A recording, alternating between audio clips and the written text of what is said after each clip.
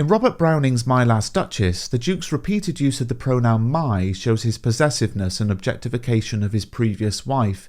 By calling her My Last Duchess and displaying her portrait, he reduces her to an object rather than acknowledging her as a person, and this possessiveness reflects his belief in his own control and authority over others, especially women. The Duke's treatment of the Duchess, both in life and through the portrait, highlights his desire for complete dominance, revealing a view where women are seen as possessions to be controlled, and this shows the imbalance of the power in their relationship. Browning uses form to reflect the poem's themes of power and control. My Last Duchess is an example of a dramatic monologue, which means the poem contains a single person who gives a speech to someone else. However, the speaker is not the poet, and the listener remains silent throughout, and we see the poem is a dramatic monologue because the Duke is speaking to the envoy, he refers to him as you, and of course Browning takes on the character of the Duke rather than writing about himself. So the Duke's use of a monologue itself is an attempt to assert power, as it allows him to control the narrative entirely, silencing any alternative perspectives and voices. Browning uses symbolism to reflect the power the Duke wishes to have. He mentions a statue of Neptune taming a seahorse, thought a rarity, which Claus of Innsbruck cast in bronze for me. Now Neptune, the god of the sea, is a figure of immense power, controlling the entire ocean, and by referencing Neptune, the Duke subtly reveals his desire to dominate and tame those around him. This symbolism is further emphasised by the fact that the statue was created specifically for the Duke, signifying his obsession with possessing beauty, just as he did with his last Duchess.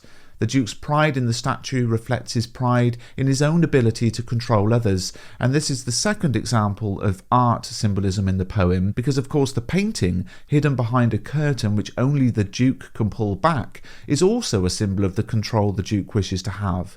In life, the Duchess smiling at everyone and everything caused the Duke a great deal of unhappiness, and now with the smiling wife behind a curtain, the Duke can keep the smiles just for himself. In terms of form, Ozymandias is a sonnet, but not one we've ever seen before because of its rhyme scheme. The Petrarchan sonnet originated in the 14th century and has 14 lines. The first 8, called the octave, present a problem, and the last 6, called the sestet, present a solution to that problem.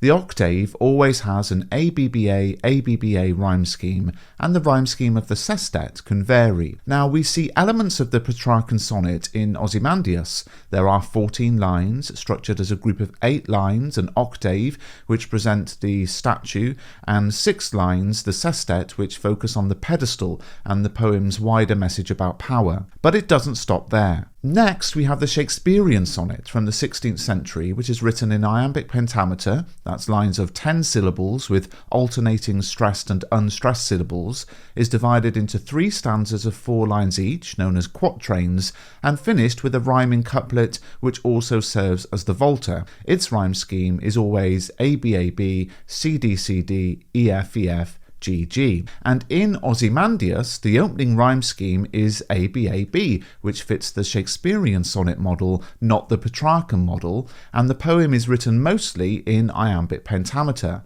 But there's more. The continuing rhyme scheme doesn't follow either sonnet form, but is doing something completely new. So what's going on? Well, whether you would choose to say that Ozymandias moves from a Petrarchan to a Shakespearean to a new form of sonnet, or would simply write that the poem is a sonnet, but one which is continually adapting and changing, lacking consistency in the rhyme scheme, the question is why? In a poem that says human power is transitory, it doesn't last forever, it changes over time, the rhyme scheme is also transitory, it changes over time as the poem progresses.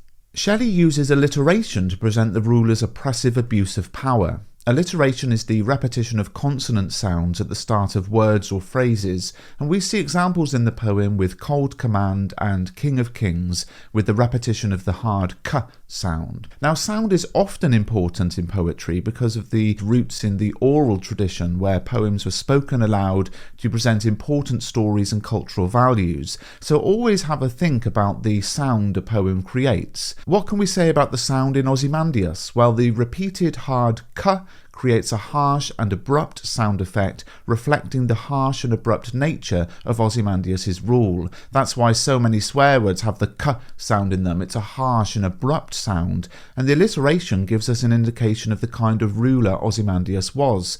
This harsh sound reflects the oppressive power Ozymandias possessed, emphasising the poem's presentation of his cruelty. Now notice how that's analysing the effect of the alliteration, the repeated k sound, and not the meaning of the words themselves. That's a mistake a lot of students make. They identify alliteration but analyse the meaning or symbolism of the words rather than the alliteration, the effect of the repeated sound. In poetry, caesura is a stop or pause within a line, often indicated by punctuation such as a comma or full stop.